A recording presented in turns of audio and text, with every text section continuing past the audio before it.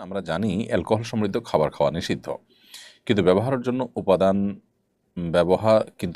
জন্য উপাদান হিসাবে থাকলে সেসব প্রসাধনী ব্যবহার করা জায়েজ হবে কিনা, যেমন লোশন, ক্রিম বা স্নো। আমরা যে সমস্ত প্রসাধনী ব্যবহার করি, এই প্রসাধনীগুলোতে অনেক প্রসাধনীতে হারাম উপাদান রয়েছে, যেগুলো ব্যবহার করা আমাদের জন্য জায়েজ নয়। ইহুদিদের যে সমস্ত প্রতিষ্ঠানগুলো আছে, এই প্রতিষ্ঠানগুলোর ভিতরে সবচেয়ে বেশি প্রতিষ্ঠান হলো আপনার এই প্রসাধনী রিলেটেড তাদের মালিকানাধীন প্রতিষ্ঠানগুলো। আপনি যদি গুগলে সার্চ করেন দেখবেন যে প্রসাধনীর ব্যাপারে তাদের আগ্রহ অনেক বেশি এবং ইনভেস্টমেন্ট অনেক বেশি। এখানে হারাম উপাদান খুব সূক্ষ্মভাবে মেশানো হয়। শুকরের অনেক কিছু থাকে যেগুলো আসলে আমরা অনেকে জানিও না। আর দ্বিতীয়ত হলো মনে করি যে এখানে আর হালাল হারামের কী আছে। আরেকটা বিষয় হলো যে এগুলোর সাথে আমাদের আসলে মনস্তত্ত্বের একটা গভীর সম্পর্ক আছে এই প্রসাধনীর।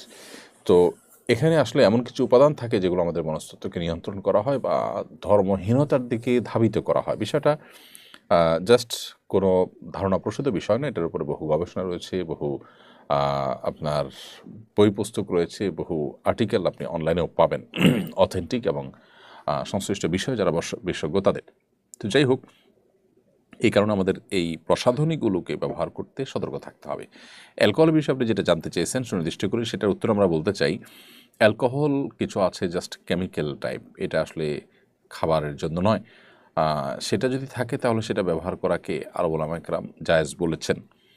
সৌদি আরবের উলামা ইকরাম জায়েজ বলেছেন। শেখ মোহাম্মদ সালেহ আল মুনাজ্জিদ হাফিজাহুল্লাহ ইসলাম কিউয়েতে এবং অন্যান্য উলামা ইকরাম তারা এটিকে জায়েজ বলেছেন, বিকজ এটি আসলে পান করার যে অ্যালকোহল, মাদক, সেটি তার আওতায় নয়। এটি জাস্ট একটা কেমিক্যাল এবং এটি পান উপযোগী না।